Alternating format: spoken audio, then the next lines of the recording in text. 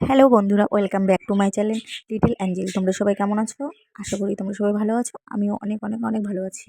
রোজ দিনের মতনই আমার সকালের শুরুটা হয় জল খেয়ে।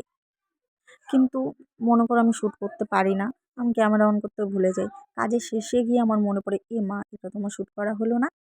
যাই হোক, বক বক করতে করতে আমার ছাদে আমার ছোট্ট পরীটার কাঁথাগুলো মেলে দিয়ে আসলাম। আর আমার কথায় যদি ভুল হয়ে থাকে প্লিজ ইগনোর করো। আর সবাই অবশ্যই আমার চ্যানেলটাকে সাবস্ক্রাইব করে দিও আর আমাকে সাপোর্ট করো। সবাই তো আর সব কিছু পারে না, আমিও তেমন চেষ্টা করছি। প্রথম প্রথম স্কুলে গেলে যেমন ভয় লাগে, নতুন স্কুল, নতুন ছাত্র, নতুন দিদিমণি, সব কিছুই নতুন আমার কাছেও, এটাও সব কিছুই নতুন। তাই আস্তে আস্তে শিখছি।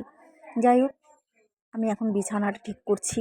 সকালবেলা আমার ছোট্ট বইটার বালিশটাই অনেক দিন ধরেই ভাবলাম এটা ধুয়ে লাগাবো, কিন্তু হয়ে উঠছিল না। তারপরে এখন আমি ছোট্ট পরিটার বালিশের কভারটা লাগাচ্ছিলাম, আর বৌদি এসেছিলো। বৌদির সাথে কথা বলতে বলতে আমি বিছানাটা গোছাচ্ছিলাম। হ্যাঁ, আর এই এই ঝাড়ুটা খুবই পছন্দ। আমার বৌদিও নিয়ে একটুখানি করছিল, ঝাড়ু দিচ্ছিল। আর আমার পরীটাকে আমার বৌদি নিয়েই বসে আছে। তারপর বৌদি ওরা এখানে দেখাই যাচ্ছে একটু একটু করে। আমার বৌদি বসেছিল, আমি ঝাড়-ফাড় দিয়ে কাজ করছিলাম আর গল্প করছিলাম। সেগুলো তো আর তোমাদের সাথে শেয়ার করা হচ্ছে না। যাই হোক, আর আমার ছোট্ট পরীটাকে অবশ্যই তোমাদেরকে একদিন দেখাবো। সবসময় তো আর হয় না। আর অবশ্যই আমি আবারও বলছি, অবশ্যই আমার ভিডিওটা কেমন লাগলো তোমরা কমেন্টে অবশ্যই জানিও। আর আমি কথা বলতে বলতে আমার সবই কাজ কমপ্লিট হয়ে গেছে। আর আমার ছোট্ট পরীটাকে নিয়ে লাস্টে আমি শেষ করছি।